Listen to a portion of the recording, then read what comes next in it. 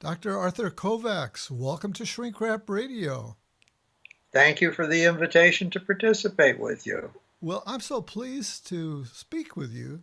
We've never met in person, but we both earned our doctorates in clinical psychology from the University of Michigan, and we kind of met online in an email thread that was being hosted by Professor George Rosenwald, one of our former faculty there from way back when.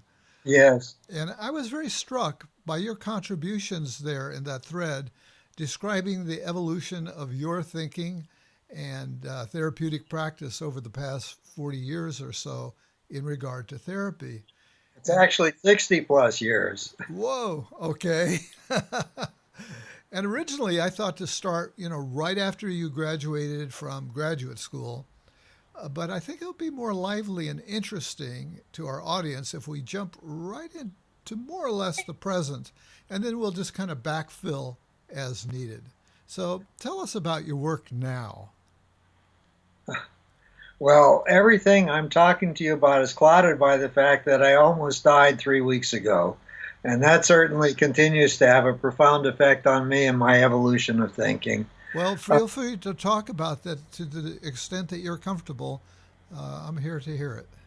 that would be fine. It resulted, by the way, I sent you a copy of my musings about how to relate to my clients in the face of my own fear of death and knowing that I might be dying as I went to the hospital. Yeah. That was quite a challenge.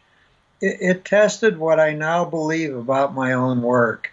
I've arrived at a position where I believe the central challenge of my connection with the work I do is to have as few rules as possible, to treat each session as an adventure, and to show up with my humanity, whatever I'm composed of, my experiences, my learnings, my dreams, my own aspiration, my own humanity, and with the client to co-create what the Working Alliance should be all about. Yeah. So, in the face of my dying, I did something that I'm not supposed to do.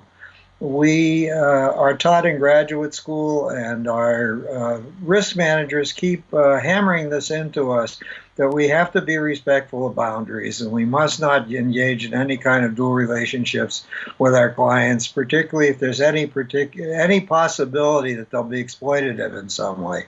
So here I was collapsing and having to go in the emergency room, uncertain whether my failing kidneys, my failing heart were going to carry me through this ordeal I was going through. And I knew I had to start canceling people because I wasn't going to be available, and I didn't even know if I'd ever be available again. So the first thing I started to do was just let them know that I was having an emergency crisis, a medical crisis, and I would try and keep them informed. And I started to publish a kind of email listserv that contained my friends, my relatives, and my clients, where I educated them about what I was learning about my own health. And several of my clients emailed back to me asking if they could come and visit me. Now, ordinarily, we teach students, no, you shouldn't do things like that. Right, right. So they were wanting to come visit you in the hospital? They were wanting to come visit me in the hospital. Yeah. I made the decision I was going to let them come visit me. The ones who wanted to come could come. Yeah. I was Sure. fortunate in a hospital that was very liberal. It had no visiting hours, and I had a large room. I could have as many visitors as wanted to see me at any one Uh-huh. time. So I was remembering, I'm a movie lover. I was remembering the last scene of Eight and a Half, I where love Fellini. I think I've seen all of his films. Yeah. in that film, everybody from his life is dancing around him Yeah. at the end of the movie, and they're sustaining him, and he's taking meaning out of everything, every one of the connections with all of them, and that helped sustain me. I thought I would do the same thing, so I had free visiting. Clients came. Sometimes I had relatives there. Sometimes I had colleagues there, and they were all, intermingled at the same time in the same room, talking to me and interacting with each other. And as you point out, that is so contrary to everything we were taught in graduate school. Those Yeah, different worlds should not collide, not touch. that's right. Yeah. I don't believe that anymore. it turned out, as I began to experience what the conversations were about, there were two kinds of clients who came. One kind were anxious. They wanted to see how terrible I was and if I had vitality left, and they needed reassurance by seeing me in person and not just reading words I was pouring out. The other half wanted to repay me. They felt very moved by having done and ongoing doing the work we were doing together. They felt grateful. Now they had a concrete way to show gratitude, to come and give me kindness and give me support and give me encouragement. It was very, very touching. Yeah, And I think it was very healing for them too, as well as me. I don't think I was abusing them or exploiting them. Yeah, I think you're right. It's like it's important that we be able to accept kindness and people's gratitude. I think it's a gift to them as well as to us. Yeah. Yeah. Thank you for knowing that. Yeah. So that's the recent thing I moved through that tended to reinforce my core beliefs that I now have. One is that the Working Alliance is the most important outcome predictor of whether the work we do is going to have any reasonable effect or not. And of course, there's a whole bunch of research to support Absolutely. That. Research supports that.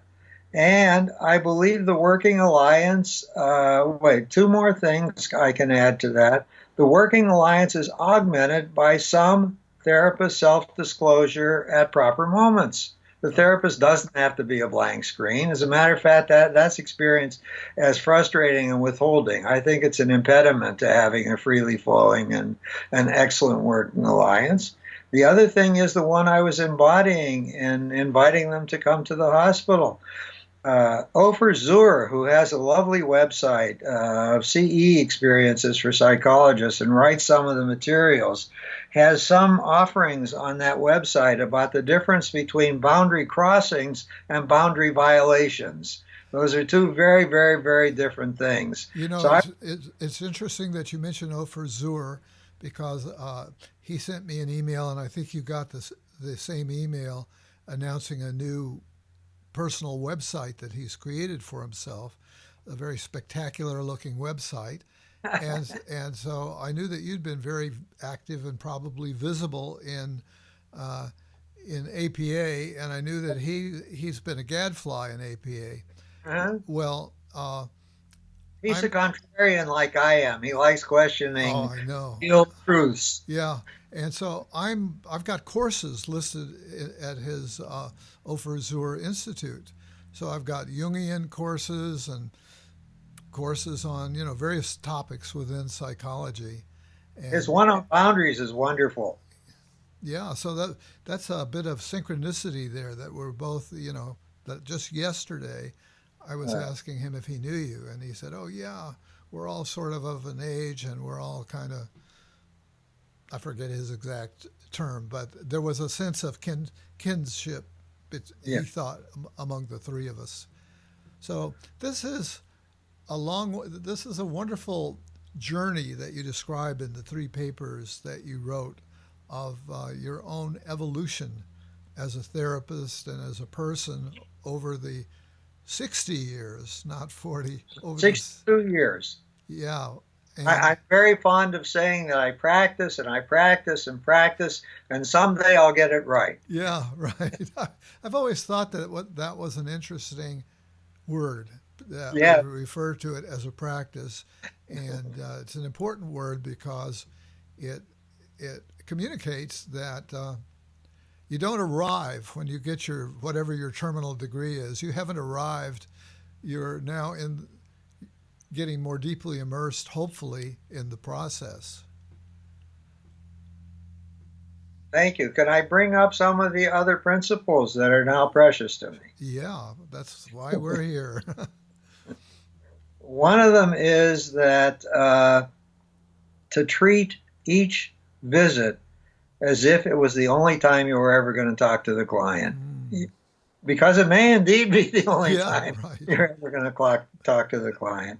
And the first visit is the most powerful because both of you are filled with some uncertainty and anxiety. It's an open field without rituals. And in that open field is the greatest chance for change. It's not surprising to me that the modal visit that clients have with therapists is one, because we totally mismanage the first visit. We treat it as an information gathering session. We treat it as we have to fill out paperwork. We treat it as we have to get permissions from this, that, and the other thing. We have to explain everything. People come in troubled about something. They want to have a conversation, and we don't have a conversation with them. We follow some other trajectory of things we think we're supposed to do, and we turn them off. That's a terrible thing to do. Yeah, we So have this whole other conversation going on in our head with the authorities of the discipline and the insurance company, et cetera. we're supposed to have been done, and what the forms are we need to complete, and how we need to protect ourselves from possible liability. And we have totally lost any emotional connection with the client. Yeah. So my solution to that problem is my first visit, I never charge for. What I do is I simply tell clients I'm going to meet with them, we're going to have a conversation, and mutually we'll decide if the conversation we're having leads anywhere and has any meaning, if they'd like more of that. And only then do I worry about anything structuring at the end of that conversation.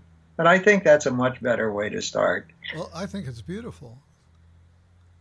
And you recall that in the psychoanalytic tradition in which you started, the first session, often the patient would have a dream about the first session, and that was considered to be very critical to. In fact, there was the sense that that dream would foreshadow the whole course of therapy. I don't know if you believe that or not, but I seem to recall being taught that. No, I don't believe that at all. Okay. Oh, my God. Another one of my principles is we have to freely pay attention to our own, what's called countertransference, or our own stream of consciousness. If we sit there and pay attention to the client, for me, I use the metaphor of a television producer. The mainstream and the main screen in the center of my consciousness is looking at the face and the eyes of the client I'm talking to and hearing the client with my ears. But there are subsidiary screens that light up at other points of time. My own memories light up, things I've read about light up, things my professors taught me 60 years ago light up, life experiences of my own light up. And because I'm a movie lover, I often think of a movie whose life is now embodied in the struggles I'm listening to. And I don't have any rules about which of those screens I'm going to respond to. I might talk about any of those screens. I my own intuition. I might share a memory as I'm listening. I might talk about a movie that might be interesting for the client to see. I don't have rules about how to respond. I don't believe I am dosing interventions. I believe I'm spontaneously paying attention to my own stream of consciousness and following some mystical wonderfulness that tells me what part of it is relevant to the conversation I'm having with the client. Yeah, so you're bringing your whole self to the interaction. Yeah. Yeah. That's cool. I like it. It sounds good. Another thing that's very important to me, I think this is probably the final principle that I have kind of enshrined in me now, is I try to maintain what Martin Buber called the I thou relationship with the client. I don't feel there's a status difference between the two of us. If I ever start feeling like I'm the expert and I have to fix something and I have to do something, I'm in trouble. I've left the client. I'm not in the stream of experiencing with the client. I must trust my own attention, paying attention to my stream of consciousness. I am not the fixer. I am not the expert. He is not the poor, pathetic thing that needs to be fixed. He is a co-partner in an experiment we're having with each other and an engagement of building a relationship with each other. And as I've written at other places, if the therapist is open and brings himself or herself fully in that way, both parties are transformed by the transaction. It isn't only the client who gets changed as a result of what's happening. Yeah, I love that. Clients. Yeah. We make a diagnosis and dispense interventions designed to fix the diagnoses. Well, how freeing that is for you to not be burdened down by all of that or burdened down by the feeling that you are required to be the expert or required to fix this person. Absolutely. It's an impossible assignment, too. Yeah. My Yes. belief is if we both surrender to the process, both of us will be improved by it. Yeah. Yeah. So let's harken back to when you were in graduate school, the Oh, university. Are you ready to do that, or you got more you want to say about now? you'll take me on a great nostalgia journey. Okay. Okay. So it turned out, and maybe this happened to you as it happened to me, when I applied to the clinical psychology department at the University of Michigan, I knew nothing about it. Yeah. I had met an alumna who uh, who suggested, "Hey, this would be a great place for you to go." Didn't tell me anything about the orientation, but said that she would be willing to write me a letter of recommendation. At the time, I was in a master's program at the University of Montana. When I got to Michigan, the initial advisor said, "Montana? I Yes. didn't know we even read applications from Montana." That's So wonderful. I started off feeling really one down, but it was kind of a shock to discover that this department was like totally psychoanalytic at that time. Absolutely. Maybe even more so when you were there. I believe it was probably more so when I was there. Yeah. Because psychoanalysis itself was starting to fragment as I was leaving into ego psychology, and other movements within psychoanalysis were pushing for contention. Yes. Yeah. I was there in the 60s when all of these other psychotherapeutic schools of thought were popping Oh, up. you were in the explosion of the counterculture. You went Yes, there. exactly. And we were the graduate student, some part of the graduate student community that I was part of was getting cross pollinated by influences from Esalen. Oh, And yes. people were bringing in people from Esalen to speak with us, and people from Bethel, Maine, where the whole management approach Yeah. to group work was happening. So Their brains were being polluted. yeah, so I had a lot of resistance to the psychoanalytic point of view, and but I thought I was probably pretty much in the minority that way. And my own story is that some of it took, and is with me to this day. I think the piece that lasted for me is the sort of developmental overview of personality development and mental functioning, if you will, Yeah. but not so much the approach to therapy or diagnosis and all of that. Yeah. Or treatment. Yeah, yeah. So in reading your stuff, it seemed like initially you went for it whole hog, and Absolutely. you must have been a star of the graduate students when you were I there. was. I was. Uh There huh. was. Oh, how I got there is a complicated and interesting story. So I That's like telling stories. Can I tell that story? please, yeah.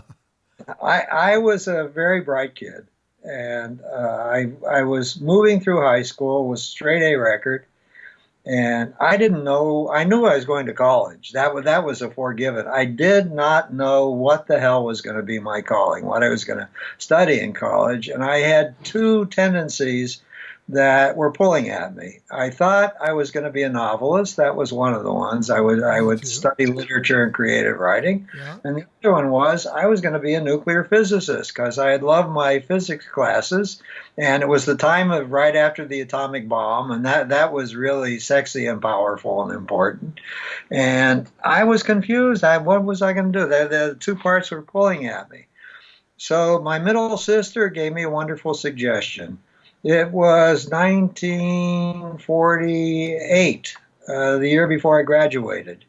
And the VA was starting to wind down then. It had been built up tremendously to process all the guys. 20% of the population was in the military during the war, and all those people the government was extremely kind to. They got vocational counseling, they got family counseling, they got psychiatric help, they got medical help. The VA had bulked up, many hospitals had been built, and there were good services available to the vets.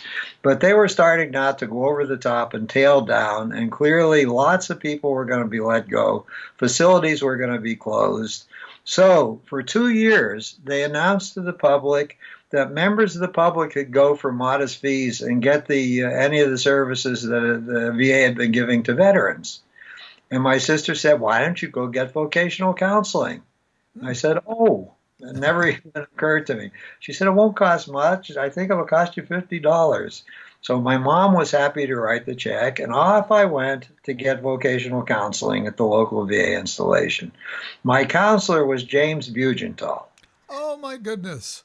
Oh my goodness. Yeah, I was on a board of directors for Interlog, which was a training program that he created up in Santa Rosa, where I live. You know, he was a young veteran who himself had gotten a PhD under Carl Rogers and was now working at my local VA doing vocational counseling. That was his Wow. job outside of graduate school. He spent 20 hours with me, gave me all kinds of tests. He interviewed me. I enjoyed him. He was a very kind and lovely man Yeah. to spend time with. At the end of the time, he said to me, "You know, you could major in physics and you could major in creative writing. You have plenty of skills and enough IQ points to succeed in any of those things. But had you ever considered becoming a psychologist?" I said, "A psychologist?" I said, "No." He said, "Well, that's a discipline that combines interest in science, writing, and all the other parts of you. You might really be sustained if you went and became a psychologist." He says, "Here's what I'm going to suggest. You don't have to declare a major for the first 2 years. Start taking literature courses and writing courses, and start the physics for physics majors track. And be sure to take some introductory psychology classes when you start to, and see what you think about them." So I felt really good now. I had a plan for the beginning. So I showed up for campus at UCLA the first day of the fall semester, and I had signed up with a TBA, to be arranged, for the professor. I walk into the classroom, and James Bugental is my professor. Ah, oh, He what a had left. charmed life you've led. I need to let our listeners and viewers know that Bugental was a key figure in the humanistic existential psychological movement that I've been very identified with. I'm Yeah. very much influenced by his writing and then later got to meet him. So I was delighted to have him. I loved his class. Since my father had died when I was young, I tried to show off how bright I was. I tried to pull at him for his affection and his interest. I think I did it fairly successfully. Good. I took 4 more classes from him during my transit through UCLA. As I was moving into upper division, I asked him, "What should I do to get ready for graduate school?" He said, "Take as few psychology classes as you possibly can to meet the requirements for a major." He said, take mythology, take anthropology, and take philosophy, he said, "and you'll learn much more about the human condition than you will in your graduate psychology Wow, classes." he was very sharp in that way even then because he would have been, what, maybe in his 30s? Yes, he was in his middle 30s. Yeah, yeah. So he may not have been fully steeped in the humanistic existential tradition as he ended up being. Because I think He helped discover it and grow it along with a bunch of others. yeah, like so many of the others, I think he had been psychoanalyzed, and Yeah, so that's he it had back then. a foot in that camp and had all the knowledge of that model, but got restless within that model as you did. Yeah. So as I was getting closer to time to apply for graduate school, I said, "Where should I apply?" And back then, you had 3 choices. One choice was Carl Rogers, but that was a single program. You could go study person-centered psychotherapy with Carl Rogers in Chicago. About 2/3 of the programs all across the nation were behavioral programs of one Right. sort or another, and the other third were psychoanalytic programs. And he gave me, of that, he said, don't go into a behavioral program. Go apply at the University of Chicago. You might enjoy that, but you probably should pick a good psychoanalytic program. And he recommended a list of six. One of programs totally. One was the University of Chicago, and five others were psychoanalytic programs. And I went to Ann Arbor because Ann Arbor gave me the best package. God almighty, I was recruited like a football player back then. Yeah, right. They had money back then I had for a that. full tuition scholarship. I had a teaching assistantship, and Me I had a too. living stipend. And Me I didn't too. have to worry about how I was going to support myself as I went off to graduate school. Yeah, same here. Is that your Back to phone? what? Is that I your? can, I'm ignoring everything. Okay, okay. I'm Um, just struck by how many things that we have in common. My undergraduate uh, degree was in creative writing.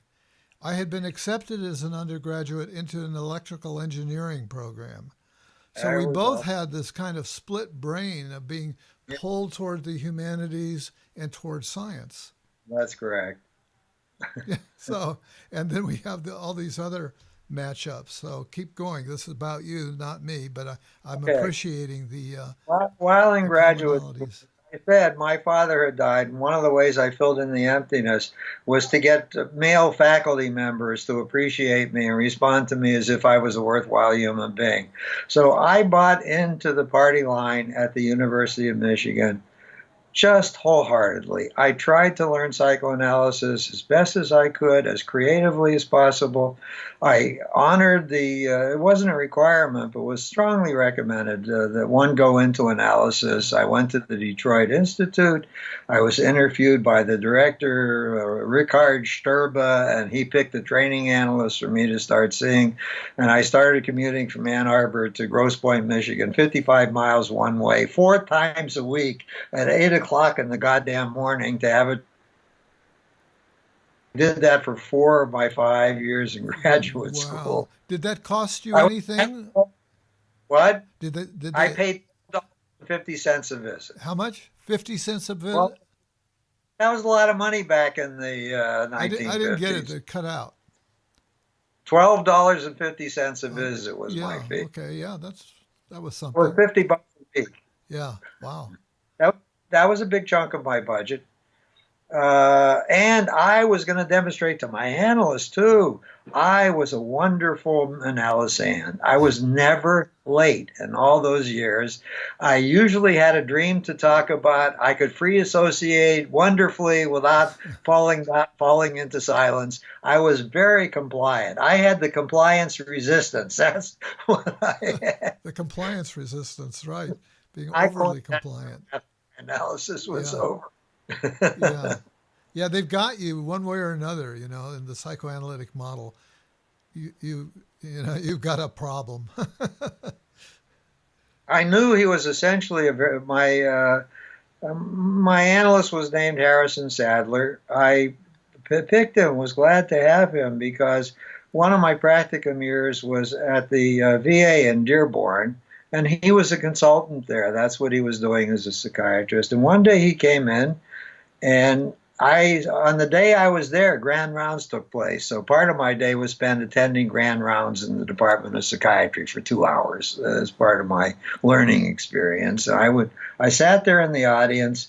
There was a vet in a wheelchair on the stage. He had been rolled in. Yes, we make people helpless and infantilize them when they're in the hospital. So Yeah. he was sitting there, and the chief resident had his file in front of him and was reading and teaching us all about this guy's history as if the guy was not there. Right? He As was if just he were not there, exactly. on and on Very and on. dehumanizing. Yeah. And Sadler was listening, and he could see the guy was kind of glowering and squirming in discomfort. And when the resident was over and turned it over to Sadler, he said, "Well, he's all yours. You can work with him now." And Sadler said to the veteran, "Are you feeling very uncomfortable being here?" And the guy said, "Yes, I didn't want to be here." And Sadler said, "Please take him back to the ward. I'm not going to work with him today." Yeah. And I was really touched. This was a moment of great humanity that I Yeah. was so happy to work with the man. Yeah. And I never doubted that he cared about me, that he was conscientious, and that he was exceptionally kind. But he was trapped by the model. Many days would go by, and I would hear nothing from him except, "Come on in, and our time's up." I would hear him shifting his weight on the leather chair behind me, but he didn't say much of anything to me. Once in a while, he would make some connection between something I had said and something else I had said, and that's all he would do. And weeks could go by. I remember only two things that were precious to me from my time with him.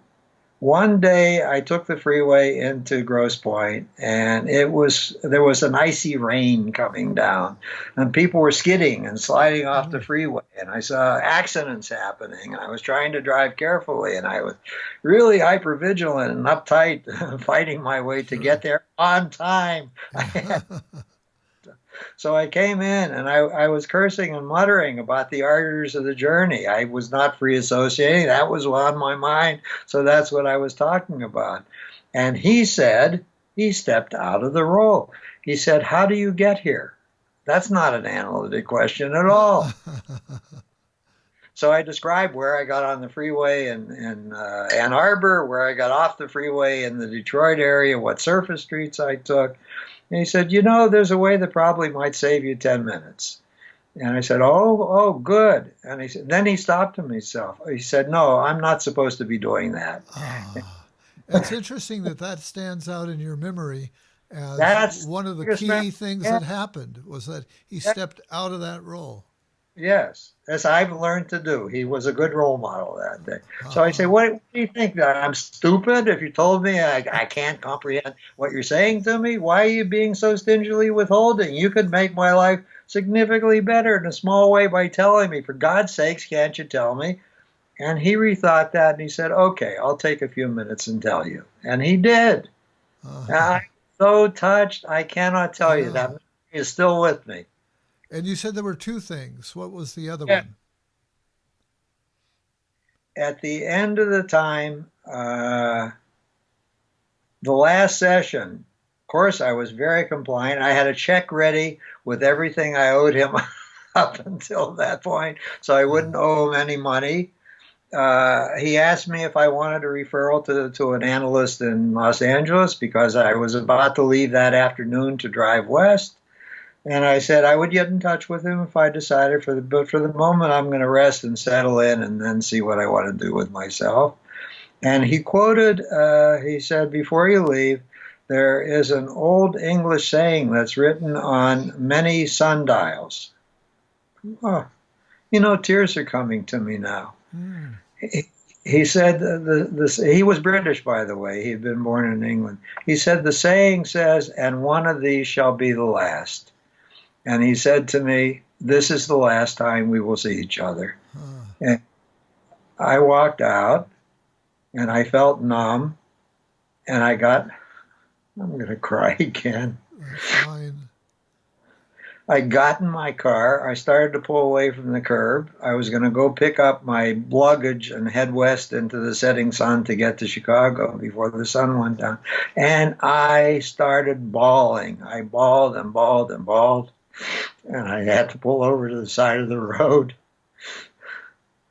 It was again like the death of my father. Yeah. Even though he had not been close in the right ways, he was a kind man. And I had spent 4 years with him. And now one of the days was the last. I was never going to see him again. I started grieving intensely. Yeah, boy. And Sadler probably had no idea of the impact. Of his sharing that with you. No, because there was one significant topic I never talked to him about in my free associations: how much I longed for him to love me. Yeah, wow. Yeah. I share the missing father was a theme for me as well. So, wait, there's more mystical connections in my life. As I had been getting ready to come back to Los Angeles, I started looking for announcements in various newspapers, newsletters, APA publications. Where were there jobs available? Oh, excuse me, my wife wants me. Okay. All right, we're here. So Okay. we will finish. I found a couple openings. Jim Bugental had left UCLA and had opened his own independent practice with some colleagues, and he was trying to hire somebody. And another group of psychologists in Los Angeles wanted me, and they were psychoanalytically oriented. So I had interviews with both of them, and I decided I would take the offer from the psychoanalytic group. But I was very touched by meeting Jim again. And my best friend was Tom Greening, who turned out to be at graduate school. He was the editor of the journal for the humanistic division for 20 years and a Yes. big member in the humanistic division. Right. So I brought him out with me and stuck him with Bugenthal. He went into the humanistic practice. Uh-huh. Wow. What a path. What a journey. I And love that's I love started. the part of your of reading about your journey where the thing that seemed like it really rocked your boat to bring you to this current view was Clark Moustakis. I don't think I ever met Clark. He was located in Detroit, I believe. But when I was at Sonoma State University, I was hearing a lot about him. One of my colleagues, Nina Minrath, evidently had done a lot with him. And, and so in the paper that you wrote, you attended seminars with him, and Yes, I had a 1 year practicum experience at the Merrill Palmer School where he was the chief psychologist, and he forced me to listen to and read lots of existential literature, which in and my psychoanalytic orientation uh, I'm pooing and sneering at. and uh, you found him very unsettling. It's like you you just I think he was touching an itch that you had, but you weren't sure you were ready to scratch. So the way I dealt with it was to denigrate him. He was a fool. Why is he not making psychoanalytic interpretations? Why is he wasting his time with this foo-foo material that he was forcing us to read? And you sort of held that against him for quite a while, right? For Yeah, years. I was a typical cognitive dissonance person. I had to remain true to my own sacred beliefs and reject people who wanted to tug at me and ask me to question them. Okay. Okay. So I'm just kind of, there's a whole list of things. Well, one of the questions I wanted to ask you about is that what were you rebelling against? You began to, describe yourself as a contrarian, and Yes. so rebellion, I guess, in some ways came easily to you. But there was a lot to rebel against. What comes to mind, first of all? I did not like the constraints on conversation I experienced in psychoanalysis. I started to rebel against the psychoanalytic model of what service delivery should consist of. It Yeah. didn't seem to work. Also, I remembered Freud's quote that the precious gold of analysis had to be alloyed with the base metal of suggestion in order to work with most of the population.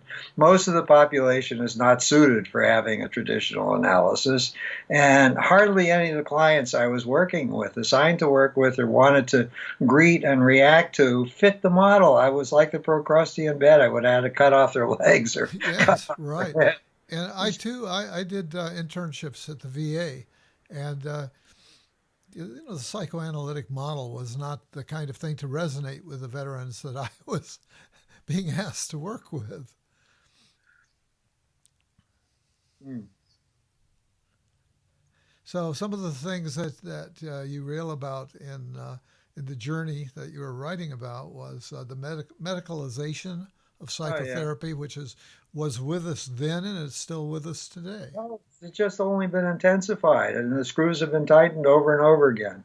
Yes, I started donating a lot of volunteer time to the American Psychological Association in various roles, and from the seat I occupied, one of them was supervising our lobbying efforts in Congress. I could feel what we were doing. We were doing it partly to ourselves, and the nation was doing it to us.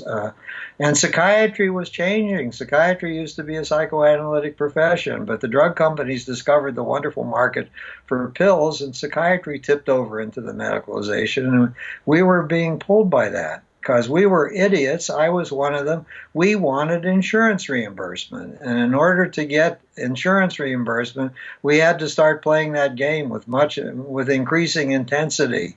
And we lost the capacity to freely structure our relationships with our clients because a third party was in a power position dictating to us how we had to think and what we had to do.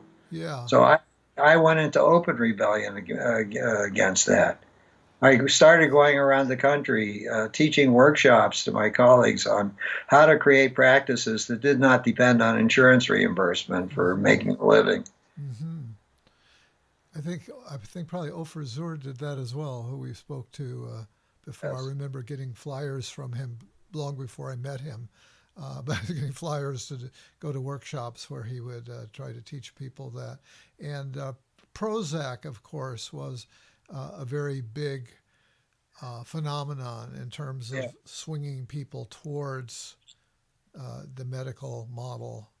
Oh my God. Every capable and thoughtful psychiatric resident I knew during my training and for the few years afterward always wanted to go to the Analytic Institute. They poo-pooed and had contempt for biological psychiatry. And my God, how that turned around. It did turn around, yes. And They hardly have any training whatsoever anymore in talking to anybody. another very important person in your development was Alan Wheelis, and I think I remember reading. I think there was probably one book that was particularly a signature book. Was If You Meet the Buddha on the Road? Was he the one who wrote that? Oh, you're not the one who wrote that. Okay, what do you His remember? name? What his major book was? No, I Okay, I don't know. remember Yeah. a chapter that influenced me so much. It was called The Vocational Hazards of Psychoanalysis. Okay.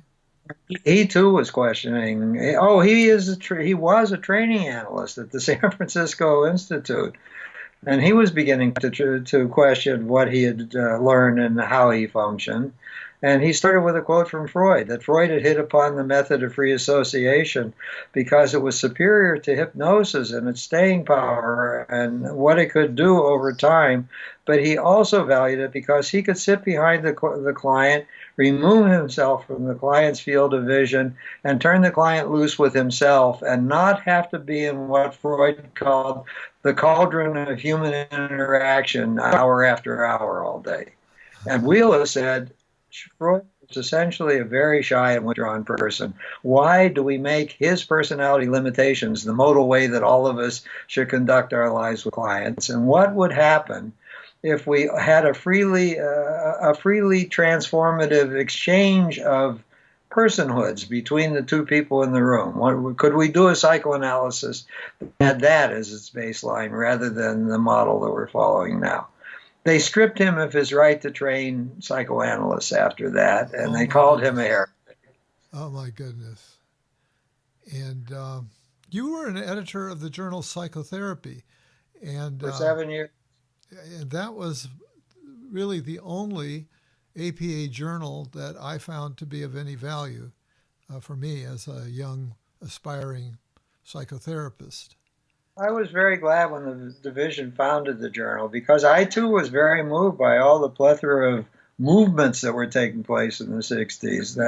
That the journal not be trapped by any theoretical orientation, but What, it would represent the cutting edge of everything. So I tried to do that as an editor. well, also there were articles in there that had a lot of self-disclosure, and where Yeah. people would talk, with the word "I" could appear. The I never appeared any of the standard APA journals, and I always felt that that subjective view had great appeal for me to know a person's story. Going back to the part of us that was interested in novels and people's lives and the inner world. Well, I hate to do this to you, but my wife interrupted me because I do have to get to a doctor's appointment. So, do you Oh, have enough material now, or you want to talk some more on another occasion? well, I think we've gotten the essence out here. So, but we'll keep another occasion in mind as a Okay, possibility. if you want to fill in or want me to comment on some other things, I'm happy to come back and talk to you again. Okay, it would be delightful. So, Thank you. so I hope you have a wonderful visit with your doctor and that everything's good. Okay, Okay, bye. thanks. Thanks. Great to meet you.